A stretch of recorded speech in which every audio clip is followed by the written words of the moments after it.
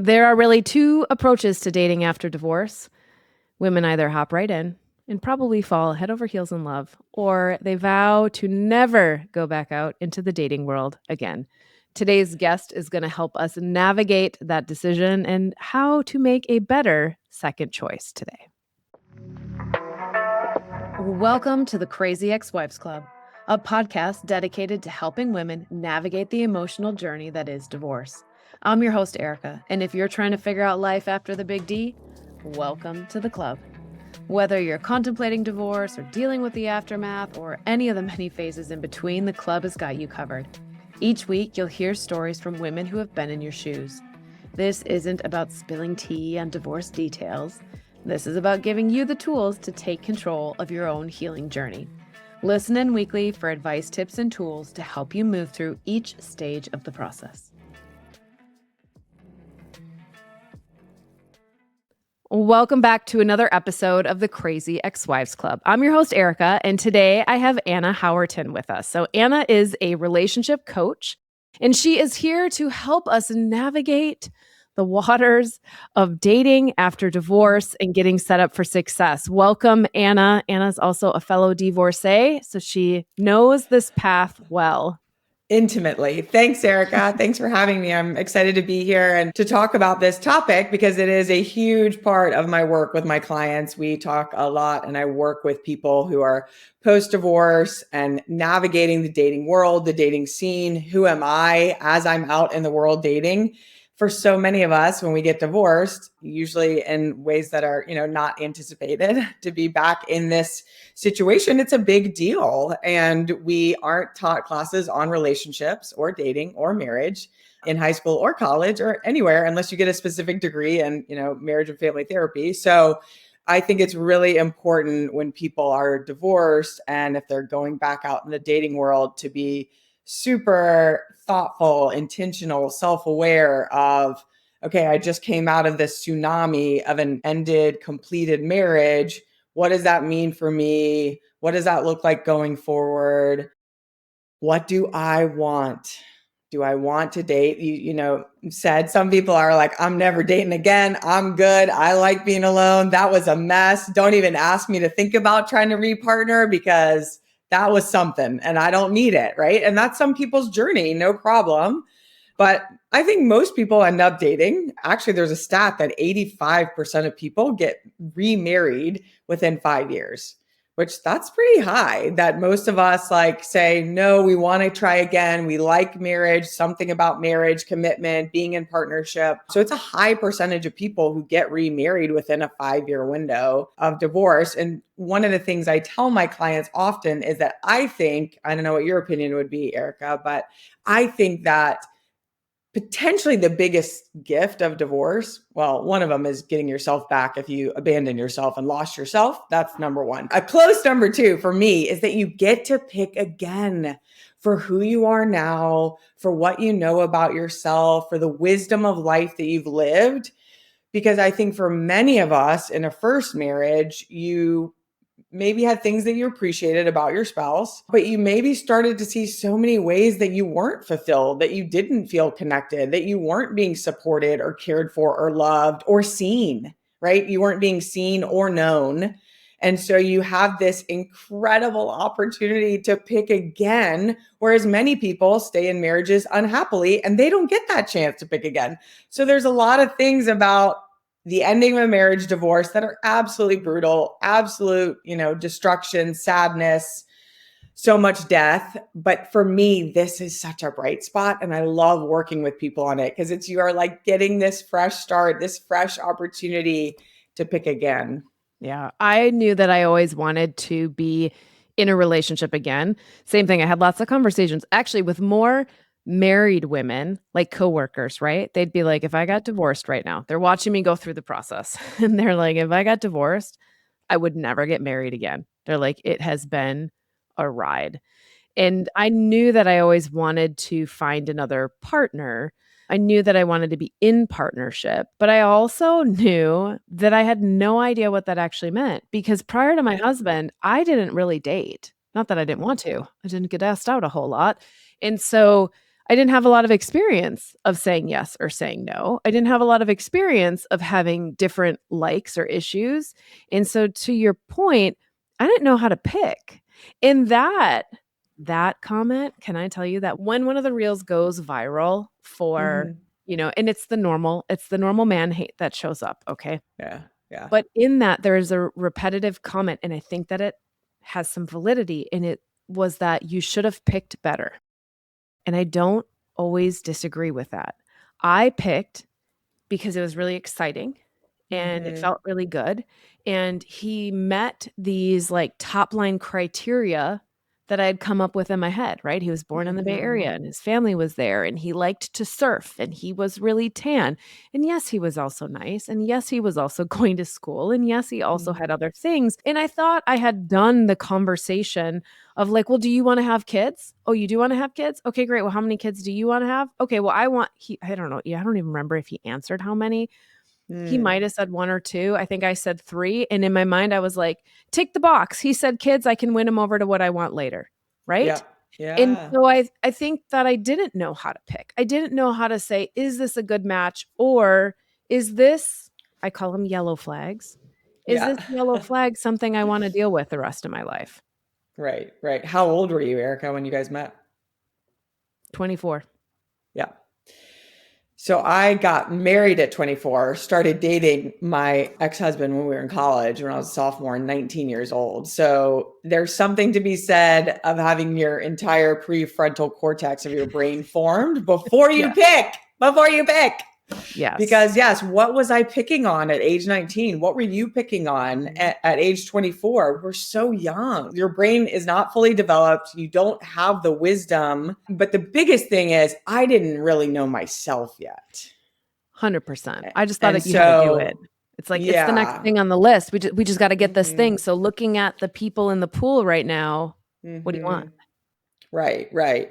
And yeah, for sure. There's so many men in college who are absolute bozos. And my ex-husband was kind and smart and ambitious and did well in school and was a good person and, all these things that I really valued. And so what I say is that he was the exact right person for 19-year-old Anna, for 20-year-old Anna, for 24-year-old Anna. But then when I was 33, 34, and, 10 or 11 years into our marriage, I was kind of like, is this still the right person for 34-year-old Anna or 33-year-old Anna? Because I feel really different. And I'm not sure this is it, like for me. And just coming to the place of feeling like marriage is a very, I heard someone say this on a podcast once, marriage is a very specific type of arrangement that I feel like you have to actively want to be in. And I just thought about that phrase all the time, Erica, and just was like, I don't actively want to be in this specific type of arrangement with this person. He's kind, he is a good person, but he feels more like my brother than a lover or someone that I want to be in a container of marriage with. Because I learned so much more about myself in the decade, after we met. And I wish I didn't have all the information I needed at the time I made the decision. In business, we talk a lot about you have to make a lot of decisions with imperfect information. And unfortunately, when you get married young, most people do not know themselves yet. You just don't. You can't. You can't. Like you're too young. You haven't lived enough. You haven't read enough books. You haven't listened enough podcasts. Like I don't think you can really know yourself until maybe at least like 30, I think. It But takes a little while, right? And yes. people will always evolve. And whether you evolve closer together or whether you evolve farther Yes. apart, the reality is that where you guys are sitting right now is you got through the first one and we don't want to Mhm. repeat the same mistake, right? We Right. need to be able to say, okay, I'm learning more about who I am. I think that that's one of the biggest pieces. I had completely lost me in my marriage. And Mhm. I Mhm. had lost my confidence. I had lost Mhm. my knowledge of what I really wanted, my ability to stand on my own. And so you got to rebuild some of that. And that is why, Mhm. we have the club. So the club, if you come into the divorce membership, what we're heavily focused on is helping you find you again, raising you up Mhm. and supporting you because we all get lost. Yep. And if we don't do that work, then when we go out into the dating world, we kind of get tossed around again. Oh, yeah. I call it an energetic mess. You're like a wave. You're like an energetic mess. Yeah. And your happiness, your peace, your stability then becomes dependent on whether or not the guy matches with you or calls you back or likes you as much as you like them or wants exclusivity or doesn't. And if your happiness and your peace is dependent on someone else's behavior, you're in trouble. And I made the 100%. absolute classic mistake of I dated someone right away after my divorce, which was a disaster. That ended, and then someone right after that person. So I had two pretty like intense dating things right after my, separation. And I realized like I am a mess. Like I am an energetic mess, a wave. And I did a self-imposed dating, abstinence. Exactly what you just said, Erica. If I don't get grounded in who I am, and if I can't find happiness, joy, peace, excitement for life on my own, I'm not ready to be in a container of a even dating relationship because I cannot. At the time, I had a big time job and two small kids still, and a house to manage and all these things. And I'm like, I have to show up in so many areas of my life that if I am a mess, like this wavy mess, dependent on what's happening in my dating life, I'm not actually ready to date yet. For me, the challenge is I'd figured out who I was. Like I was like, hell yes, I love what I'm doing. I'm ready. And I created some very clear boundaries, bumpers on my dating rules. Like I only allowed myself 5 swipes a day because otherwise you Okay. spiral into like, you're never going to find somebody and there's Yep. nobody Yep. left for you. And so it was like 5 swipes and walk away. And I wouldn't have more than, like 2 conversations at a time. I would never date more than one person at a time. Other people are doing it. It just didn't work for me. I couldn't keep shit Mhm. straight. And like, that was just dumb in my world. But I still struggled. The moment a relationship, a date, one date showed up, right? I would strangle it. And not Mm, because I even realized I was, but I had a lot of unhealed codependent bullshit mhm, that mhm. was still coming up, even still comes up right now. You guys, I will sacrifice what I Wow. need to do for myself, but now I know it and I go, "Oh, I can feel this. I can feel this. This is not what I Mhm, want to be doing."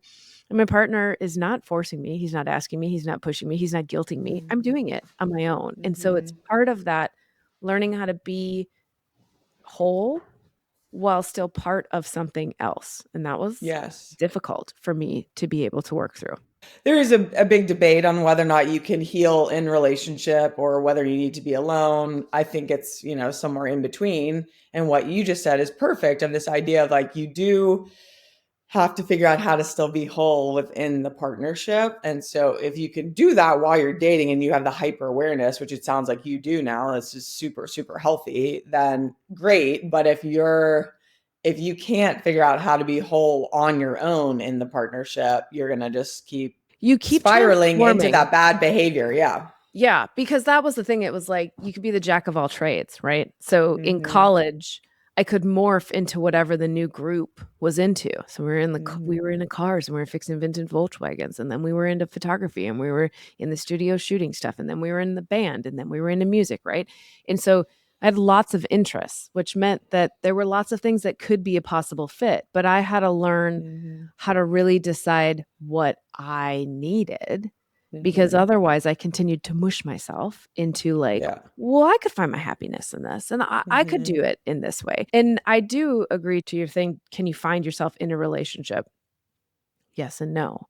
I think post divorce, I think it is crucial that you spend some time solo. And so, whether that's while you're separated or once the divorce is final, like we had a 2-year separation, there was 2 years where I was alone, talking to people at the gym, hanging out with people. There were a couple like friendships that maybe could have gone somewhere and I was like, "Well, I'm still married. This can't happen," type thing. So that when the divorce was finally ready, I was like, "Okay, I'm ready. Let's go check this out." But I still made a lot of mistakes because I wasn't so aware. And so one of the things that I had done, and I'd be interested to hear how this lines up with what you're seeing and kind of I want to get into the assessment that you have because I'm I'm sure I got some yellow flags on your assessment. For me, I wanted because I had finally come to terms with the divorce, I was in a really good place. I was finally feeling happy again. I was feeling confident. Things were lining up. Things were magical. Things were good in my world. And I decided to say, okay, let's play. Let's co create with another human and turn on the dating app. But I set the intention that I just wanted to go out and explore the city that I had lived in for X number of years that I had never really gone out and enjoyed because I was like home and baby and work and all the things. And so I set that intention and brought in a great person for that intention. Not for being in a committed relationship, right? Not for like wanting to do the heavy lifting that is a relationship, Yep. but great for fun and adventure and all the other things. And then I would try and get it to work into something else, right? And so Mhm. deep in the manifesting world, and I do believe you attract in what you set your intention for. So it's super important you get clear on what you're calling in. I do too. Yeah. But, you know, like called in this, like, let's have fun and let's explore, and then try to force it into a, but shouldn't we be committed? Shouldn't we be boyfriend Mhm. and girlfriend? And it just spirals into a hot mess. Yeah. And then it took me almost 2 years to dig myself out of that mess. Really? Wow. Because I That's thought I had, interesting. well, I thought I had manifested wrong. I was Okay. so lined up. I was right? Like I Mhm. was high as a kite on life, you guys. I mean, Yeah. like, I would drive to Starbucks and whoever was in front of me had bought my cup of coffee, right? Like, it was Mhm. happening daily. I was finding Wow. money on the floor. I was getting sent random checks in the mail. Free stuff was showing up. I was being sent on all these amazing trips all around the world for work, all paid for, right? Like, the universe was like, "The world is your oyster. Where do you wanna play?" And I was like, "Oh, I wanna Wow. play with the right partner." And so in comes this person, and I'd think about something, and all of a sudden, he'd text me the same topic, right? All these little lined up Wow. coincidences. And so when it didn't work because a relationship was not what he wanted, Yeah, I it was gonna say, what was the end? How did it end? we were like dating, exclusively dating, but like not saying we're boyfriend and girlfriend for well over a year until I finally was like, what the hell are we doing? Like, either like I'm your girlfriend or we're not, because Mhm. this is dumb at this point. And he just pretty much said he wasn't ready. And then I think it was another, I don't know, 8 months, right? Of spiraling back and forth of like late night Mhm. texts and like trying to get over the person and like trying to move Mhm. on and like that whole thing. And so it landed on like we did agree that we had both, like, in that container, we had both loved each other. It was what it was supposed to be, but it wasn't supposed to continue. And I'm so Okay. grateful it didn't, right? Because that Yeah. one, for all the synchronicities or all the things that I thought I had like brought in the perfect Yeah, yeah. person, there were huge Yeah. gaps that I was just willing to deal with to get the rest of the good stuff. Because I had lived for Mhm. so long without the rest of the good stuff in my marriage. Oh, me too, girl. I was there, right there with you. I was like, this is it. This is the nectar I've been missing. Like, this has to be my person, right? Like, that's what I did with the first two people. And one of my coaches said to me, well, two things. She was like, Anna, you are trying to put a chokehold on the universe. Like, you think that this is your person and you called them in and this is it and all this. I had similar, like, all these synchronicities or whatever. And she was like, you have to co create with the universe or source. And you are literally trying to chokehold the universe. This is not going to work. And then also, one of my other coaches said, Anna, you are seeing what you want to see and you are not seeing things as they are. And I was like, but, like, what about this part of him? Or what about this? Or he said this or blah, blah. And she just like very calmly would sit across from me and be like, you are not seeing things as they are. Like, Yeah. essentially, like, he is not fully choosing you and you are Mm-mm. choosing to not see that. Yeah. Well, because we want to make a purpose in all the pain. You know, we wanna be Mhm. like, "Oh, yes, I went through all this stuff, but look at the amazing person, relationship, thing, whatever that's on the other side." And the person that should be on the other side is you. But we as a society have created so much pressure that, like, people are only really valuable when somebody's picked them. And so having to move through that repeatedly, made that mistake a lot of times, but also wouldn't change it. You know, I really like to lock in the lesson. I really like to really learn it before I move on. But I also found it's so funny, and I still laugh about it, that I found the journal entry that I was like, "Okay, this is who I'm calling in. This is it." And I wrote it from the most whole I had ever been. A bunch of pieces had fallen into place. Things were really lined up. In fact, I tried to get out of the date. Like, I didn't want to do it. I was like, I finally really love my life. I don't need this thing anymore. I was chasing a need of a relationship, to be picked, to have a person. I don't need it anymore. And I wrote this letter about all these great qualities I wanted, and they sounded fantastic on paper, and they are fantastic. Every quality, you guys, comes with the reality of what it looks like. I wrote that I wanted somebody who was really independent so that they didn't pressure me that I had to be there, right? Like the codependency thing. I wanted somebody who was super independent and was comfortable being on their own, because I was comfortable being on my own, and was like good if I wanted to go do my own thing. Okay, the catch was that's what I got. And then I was like, well, don't you want to hang out with me all the time? Because we like each other so much. It's so interesting, and I absolutely love the process of just writing that list and letter. I didn't care, like, I wasn't writing, "Oh, they have to be 6'2", and they have to do this," and I wasn't writing that shit. It was these other qualities, how it was gonna feel. I wanted somebody who knew what it meant to be in a relationship and was fully committed to it. Okay, that I definitely got. I got somebody who, like, we will fight through the fights to figure out what we need to do to make it work for both of us, or somebody who's wildly independent. I wanted somebody who knew how to have fun. Okay, well, he's got a lot of fun. That can also, right? That's where I'm saying it's this yellow flag. Is it a thing that you can work with? Because you are gonna get what you call in. You are. Yes. Yeah, yeah, yeah. I love that, Erica. I also have a list that is really fun. I read it to Mark, my now husband, from my journal of my list that I wrote out. And Yep. he was kind of like, holy shit, like this is me. And I'm like, I know. And it was the same thing because you and I obviously are a fan of the same Yeah. people and methods of living life, it sounds like. Yeah. Because yes, I wrote about the feeling, like how did I want to feel with him? And then Mhm. qualities that were not like, yeah, 6'2" and blue eyes and whatever. I was like, I need this dude to be helpful.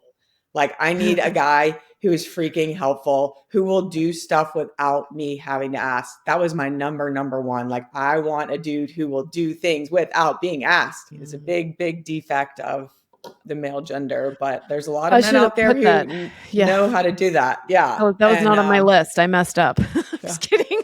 He's very helpful. If he happens to yeah, listen to this, he's very yeah, helpful. I just have to ask, which is also a lesson for me, right? I had to yeah, learn to yeah. speak up for my needs. But yeah, so funny.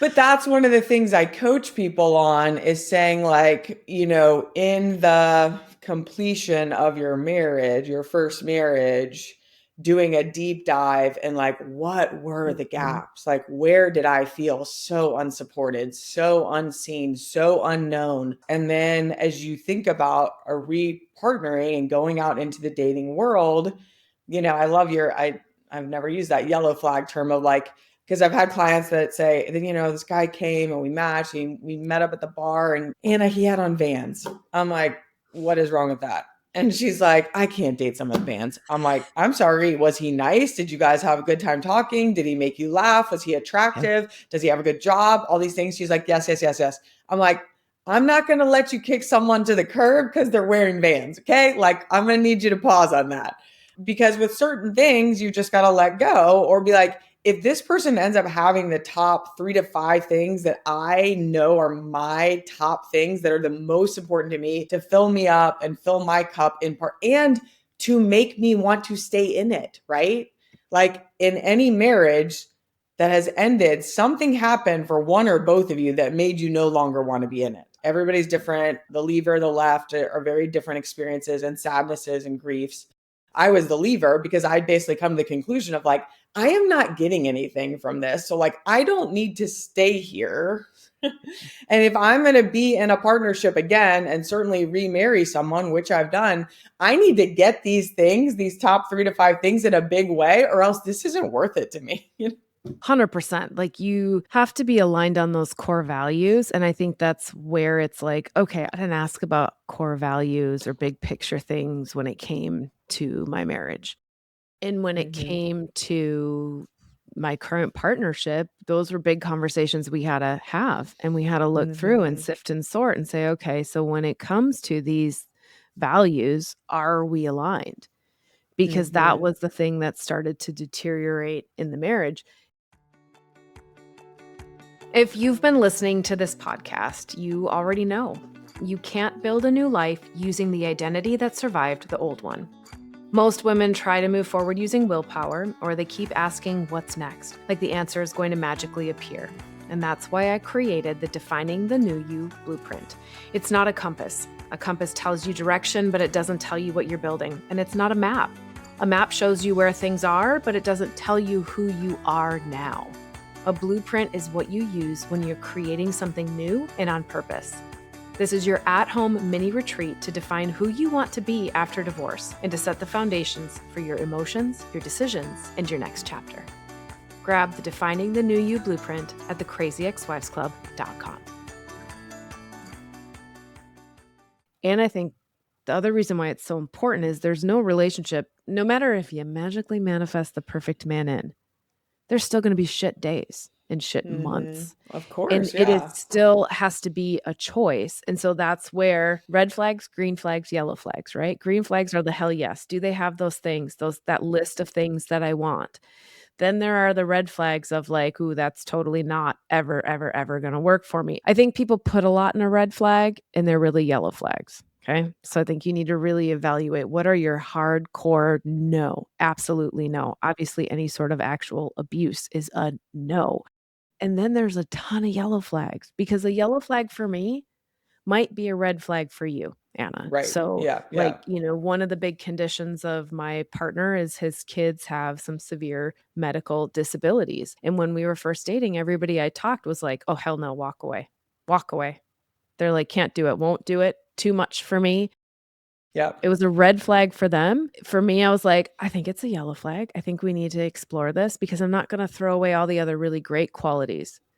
Sitting in the place that I'm at now, I still choose that, and it's a big, heavy yellow flag, you guys, because we agree to things that maybe we don't fully know the full extent. Even if I use the good example, I wanted somebody super independent.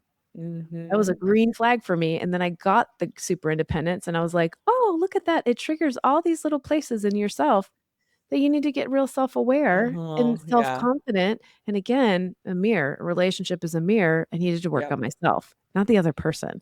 Not how are we trying to change them or make them into something different. And it's those little moments of reflection and clarity and self-awareness, that's what starts to set you up for round 2. Yes, yeah, absolutely. Yeah, and I love that because I actually there's some people, let's say, in my husband's former life that are very challenging. Yeah. And I had some girlfriends during our courtship, and we dated cross country for 2.5 years. They were like, "Nope, I'd be out." Like that situation you just told me about with such and such in that your boyfriend's life, like I'd be out, I'd be Yeah. done, tap out, out. And it's like, yeah, like I chose to persevere because I was like, yep, I get it. Those are hard things. I'm choosing this yellow flag. I can handle it because of my nature. And, Yep. there are just certain like steely parts about me that these things didn't bother me as much. But other people were sharing with me, like, nope, that would take me to the ground. Like, I'd be done. It's unique and individual to people for sure, the yellow ones. Yeah, and it's different for everybody, and you're the only one that can say yes or no, and like the van example, the shoes, is that really a deal breaker? Are you really gonna give up on all the other things, the possible good things that are in there because of a surface level issue? We can coach a dude on shoe choice, right? Like, that's Yeah, coachable. it's coachable, and I would even challenge you, even push you one step further. Let it go. All Doesn't right. Yeah. matter. Yeah. Doesn't matter because I see so many women still show up trying to change their partners. Hmm. We have this conversation a lot, and that's why it comes up because I also lucky me, no, I'm just kidding, manifested a guy who's like, "I am who I am. I'm never changing." Now, Oh, yeah. we know people change. I've watched him change. I've watched him grow and evolve. That is a safety net for him because he had been pushed into places of like, "You need to Mhm, change and you need to do this and you need to evolve or you don't get my love." That's a trigger for him. I see mhm, that. He knows that. And at the same time, I look at every single time I show up and we'll have the conversation. I'll be like, well, why do I really need him to do that differently? Why? mm, Does it, is it because it makes my life easier? Is it because mhm. I think his life would be better if he did it? Am I trying to Yeah, improve him? uh-huh. Or is it for the greater good of the we that is in between the two of us? Mhm, And we have to start evaluating why we're trying to change somebody. Because a lot of the cool part, The cool part, you guys, is a lot of the things we are trying to change in somebody are really just a shift we need to make in ourselves and that we can do instantly. But trying Yeah. to change who our partner is a long, hard road. So can you sit Mhm. in the space? Like this was a big lesson for me. Could I sit in the space of accepting him exactly who he is today? If he never changed a single thing, would I still want him with the green, the red, and the yellow Mhm. flags exactly Yeah. as they are? Now we all know people change, but I'm married for potential. Ooh, Mhm. he could be a really awesome dad, and he Yeah. could be a really awesome partner. And I'm Yep. married thinking that I could change all these things to help him become the best version of himself. Can we choose and love the person we're with exactly as they are? And that Yeah. creates a lot less stress and a lot more freedom. Yeah. Yeah, I love that. My phrase for that is warts and all. Like, are you ready to take them warts and all? I love If it. all the warts stay right in place where they are and there's no changing them, there's no taking them off, like that's Yep, it, you know?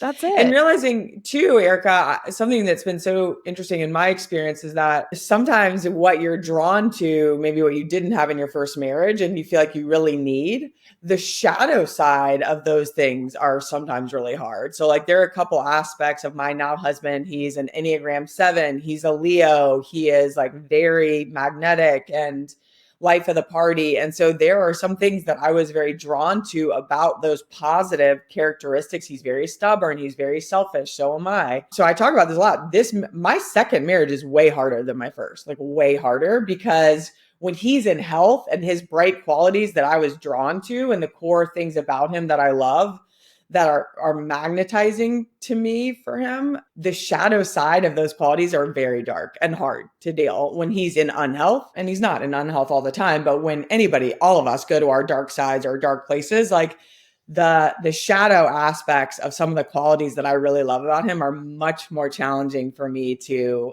navigate, deal with than in my first marriage. So that's also like a watch out of something that has kind of like been very, different and shocking for me in the second go around.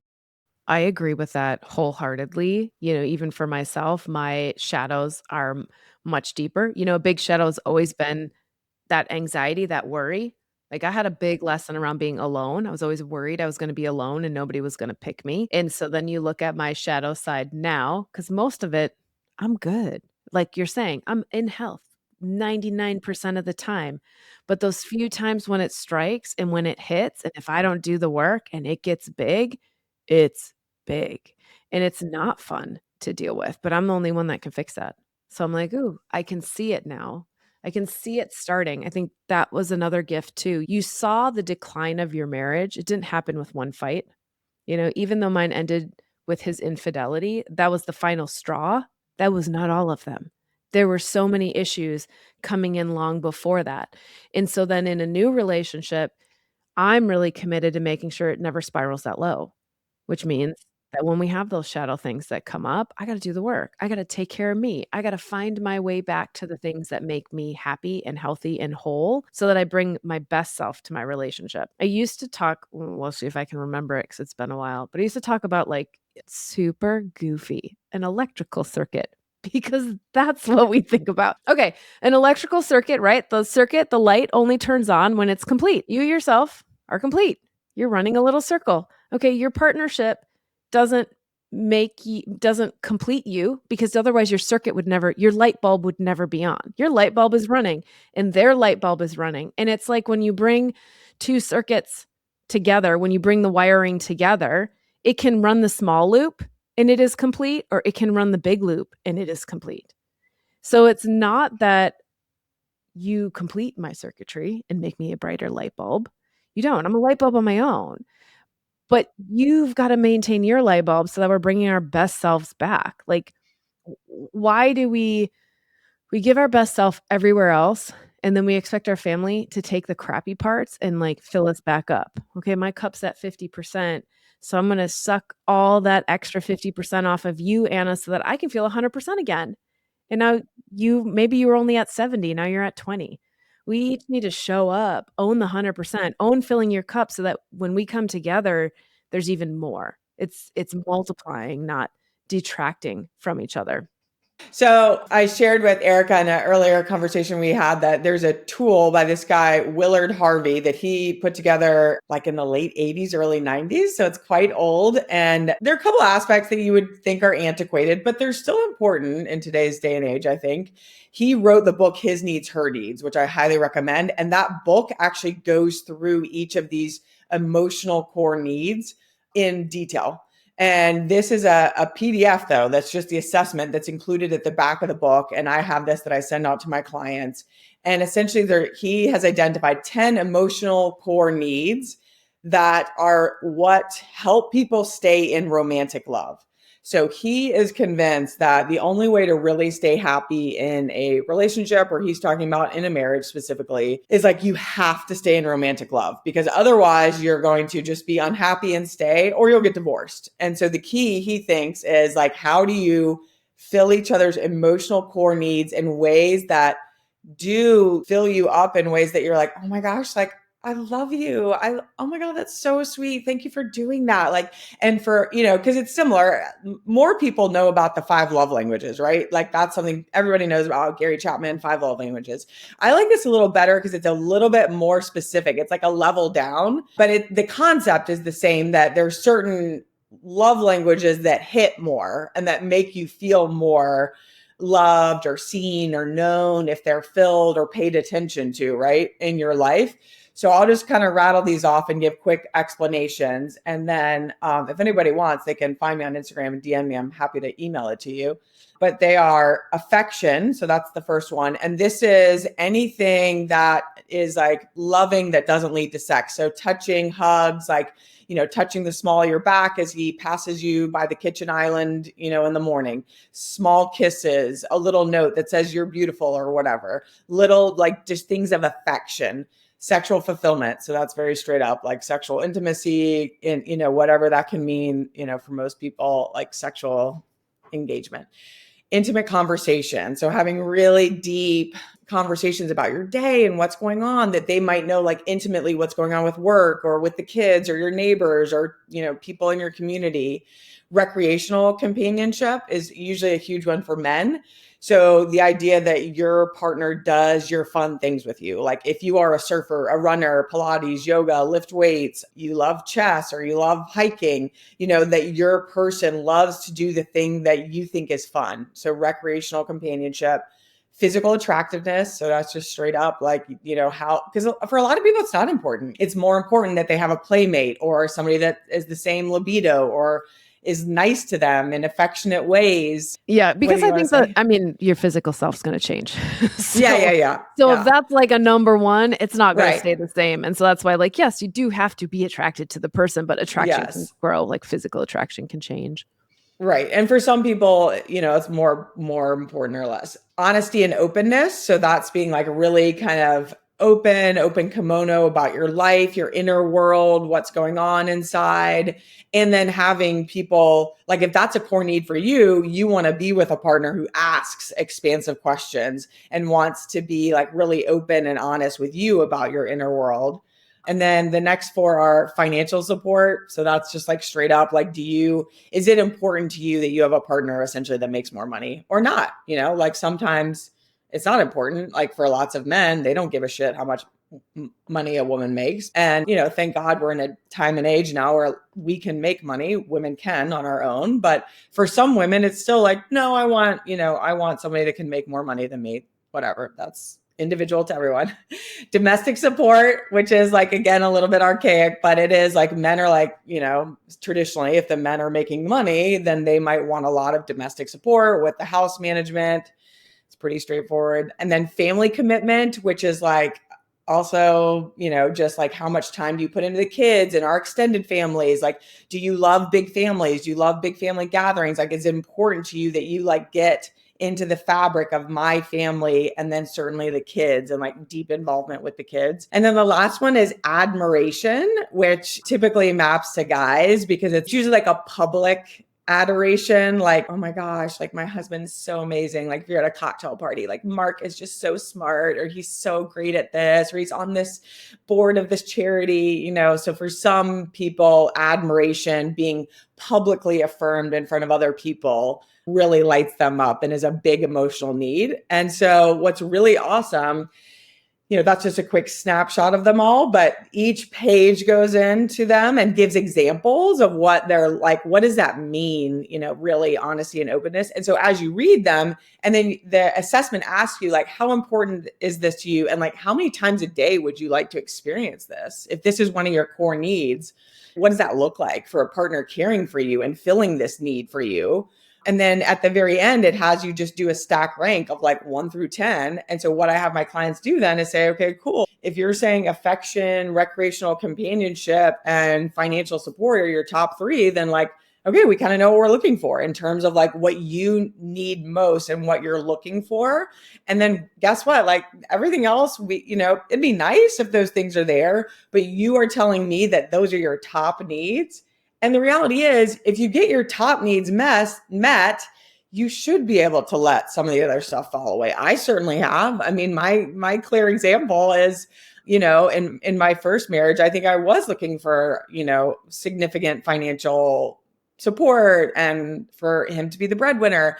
In this second marriage, like that's not on my list or wasn't on my list. I'm like, nope, I'm good. Like I know how to make money. So like, I don't need that from you. Here's what I do need, like these couple other things.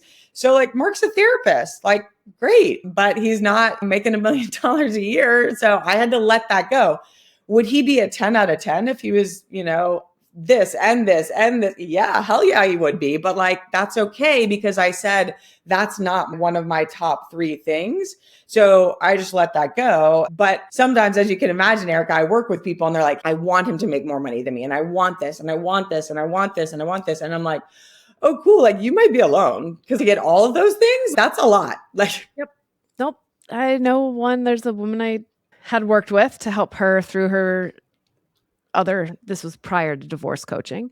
And it was that she was like, I really want him to wear a suit and I want him to have a job where he works in a downtown building, but I want him to be kind of artsy, but I want, right. And so she had a very specific list. We're not saying settle and change your list, but we're saying if all of those are mandatory, that either it's going to take you a lot longer or you might never find somebody that has all those pieces on the list, because part of being in relationship is accepting the other person for who they are. I was watching a reel this morning on it and some guy was like, don't come at me. I'm not telling you to settle. We're not telling you to settle, but it's like, if there's a piece that you know that you really, really want, are you a match for that? Are you an energetic match for that? Or do you need to do a little growing and evolving and changing yourself so that that is the thing that gets brought in, right? And it's just a delicate balance of what are you co-creating? What are you co-creating with somebody else? What do you want to create? But again, clean up your side of the street first. You got to own your side to understand, what am I calling in? What am I creating? What am I perpetuating as I'm moving forward after divorce? Totally. I love that. And what's great, I think, about these core values, and this has been my personal experience, I have the top 3 things that I identified that I need to feel fulfilled in a romantic partnership container. And so like, I'm good on everything else. Is it easy? No. Is it hard work? Yes. Like that doesn't mean that. But what it does mean is that I wake up every day and I never wonder, am I in the right relationship? Is this the right partnership? Should I be somewhere else? And that is how I spent the last, number of years of my first marriage, of just like, I think it's supposed to feel different or be different. I don't know. And so I'm so grateful for the deep-seated peace I have, even though like we fight and have to work through conflicts and navigate ups and downs just like everyone else. But I have this underlying like, oh, this is where I'm supposed to be. These are the things that I needed for me to be happy and to want to be in a romantic partnership and to get married again. I had one client, when I was telling him I was engaged and he was on the verge of getting divorced, he was like, you're doing this again? He was like, are you crazy? And I was like, I know, but I love love. I love partnership. And like you, Erica, I never got divorced thinking like, that's it. I'm scarred. I'm never like, I love love. I love partnership. I love marriage. So I always wanted to find it again. And the biggest gift is that if you go through a divorce, you get to pick again. So be smart with this like golden gift you're given to be thoughtful and introspective as you date and then, make a choice on who to really go all in on the next time. I love that. And that is such a powerful statement to end on, you guys, because it is such a transformation post-divorce. You are being given a gift to get to build your next chapter on the terms that are important to you. What friends do you want there? What partnerships do you want there? What stays? What goes? It's a really crucially important that you have the right support system to guide you as well. Because as you can imagine, it is also filled with traumas and triggers and little landmines waiting to just snap you up. So make sure that you have the people you need in your corner. I'm grateful that you're here with me every single week listening. I'm honored to always bring guests to you so that they can share their expertise. You guys, all of Anna's information is in the show notes. It's also on the crazyexwivesclub.com under episodes for you to be able to contact her. Otherwise, head on over to the club. Join us over there where we meet every week to support you on this journey, because it is a wild and crazy one. It does have ups and downs, but it does get to be really, really good. When you take the lessons that divorce has brought to you, when you look at it and you learn from it and you grow from it, you can create something completely magical on the other side. Thank you, Anna, for joining us. And you guys, until next week, go get that list, figure out what your top 5 are, maybe journal out what Mr. Dreamy is. Who is he going to be in your life? What do you need? And start to see what magic shows up. And that's it. Another great episode of the Crazy Ex-Wives Club, a podcast for women learning how to heal from their divorce. Tune in next week for more advice and tips to help you figure out life after divorce. And until then, give yourself grace, do the best you can, and know that this is all part of the process.